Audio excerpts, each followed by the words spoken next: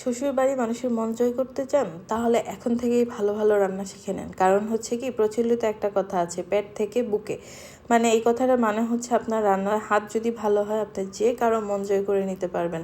মজার মজার রান্না করবেন আর সবার মন জয় করে নেবেন। মানে শ্বশুরবাড়ির মানুষের মন তো সহজে জয় করা যায় না। সো রান্না ভালো করে সবার মন জয় করে নেবেন। ছোট মাছ রান্নার ক্ষেত্রে আমরা যেটা করি, আমরা ছোট মাছে একেবারেই মশলা কম খাই। কারণ ছোট মাছে মশলা দিলে তরকারির স্বাদটা থাকে না। আর ছোট মাছের তরকারি তখনই মজা হয় যখন তরকারিটার মানে সবজিগুলোর কালার একদম ন্যাচারাল থাকে, বেশি সিদ্ধও হয় না, এবার পারফেক্ট সিদ্ধ হয়, আবার মশলা কম, শুধু জিরা বাটা ইউজ করা হয়, কাঁচা জিরা বাটা, আর হালকা হলুদ, আর একটু 1 চিমটি হচ্ছে মরিচ, পরিমাণ মতো তেল, আর কাঁচামরিচ পেঁয়াজ কুচিটা বেশি দিতে হবে। দেখতেই পাচ্ছেন তরকারি কালারটা কত সুন্দর আসছে। এইটা এইরকমই থাকবে লাস্ট অবধি, তাহলে দেখবেন তরকারিটা স্বাদ বাড়বে।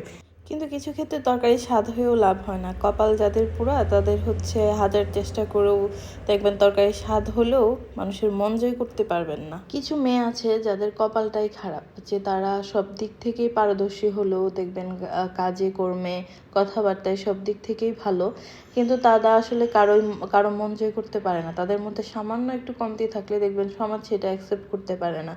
ওই ইনিয়ে বিনিয়ে ওই কমতিটুকু নিয়ে কথা বলে। অথচ একটা ছেলের ক্ষেত্রে দেখেন, একটা ছেলের হাজারটা দোষ থাকলেও বলবে কি, ছেলে মানুষ সোনার আংটি, সোনার আংটি বাঁকা হলেও সোনা, আর সোজা হলেও সোনা, এরকম একটা কথা আছে আসলে। তারপরেও এত কিছুর পরেও এই যে কপাল পোড়া মেয়েগুলো মানুষের মন জয় করার জন্য কত কিনাই করে, ভালো ব্যবহারে, ভালো কথা বলে, ভালো রান্না করে মেয়েরা মানুষের মন জয় করার চেষ্টা করে।